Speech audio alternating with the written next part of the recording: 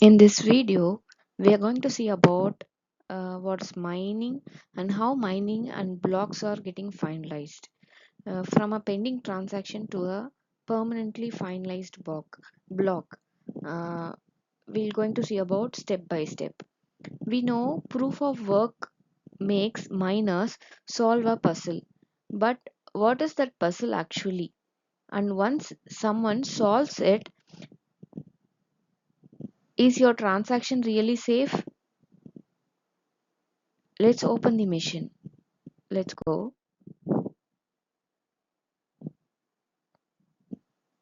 First, we are going to building the candidate block. It means where every block begins. Let's see it. It starts in the mempool, a waiting room of unconfirmed transaction broadcast across the network.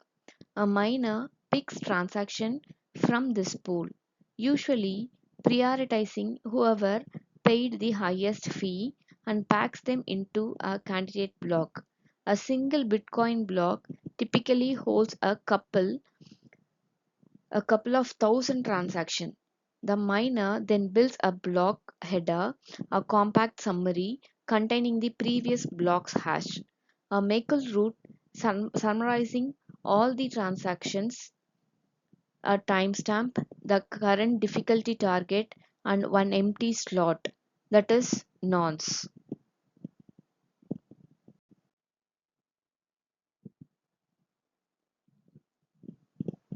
Here is the actual puzzle. The miner takes the block header and runs it through the SAH1256 hash function.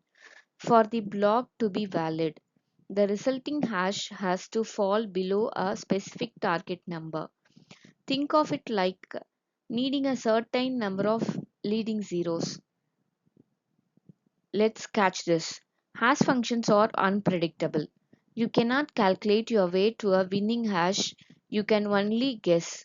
So the miner changes the nonce by 1, hashes again, changes it again, hashes again, billions of times per second. That guessing speed is what we call hash rate. Whoever finds that golden nonce first broadcasts the completed block to the network.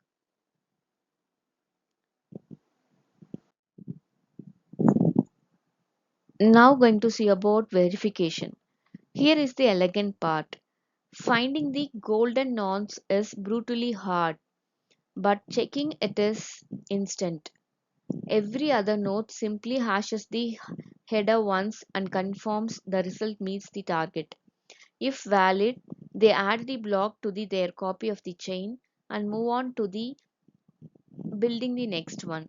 The winning miner is rewarded with a block subsidy, currently 3.125 BTC. After the 2024 halving plus every transaction fee inside the block. This subsidy halves roughly every 4 years, which is also how new Bitcoin enters circulation on a predictable schedule.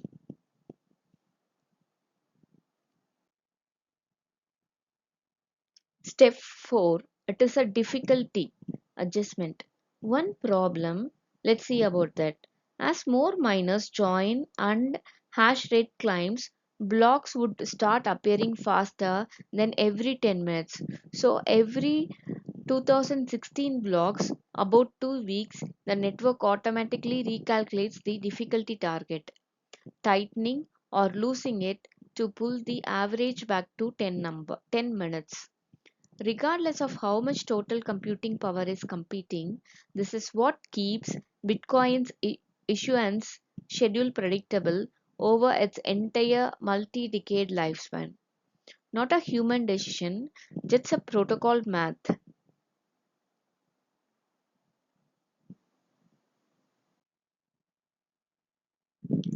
Step 5, it is confirm and finalize. Every block mined on top of your transactions block adds another layer of accumulator computational work protecting protecting it. To reverse a transaction, an attacker would need to out need to outmine the entire harness network and redo all that work from scratch. That's why exchanges typically wait for 6 confirmations about an hour before treating a large transactions as irreversible. It is not arbitrary caution, it's a direct measure of how much energy now stands between an attacker or rewriting history.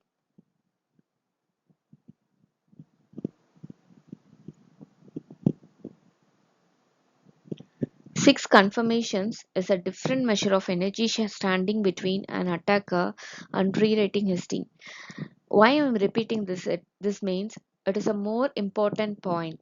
So everyone should follow all these steps to finalize a block which comes under for our transactions or to our communicating nodes. One quick note, this is wait and stack confirmations model is specific to proof of work.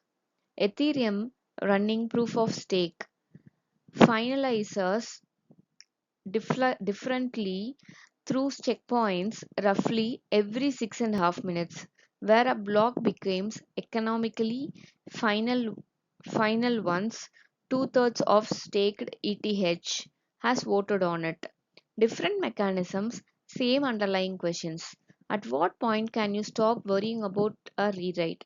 So that's the full journey from a transaction sitting in the memory pool to a permanently finalized part of the blockchain history. Next, we are going to see up what miners are actually racing for, currency versus tokens, and how that reward system works.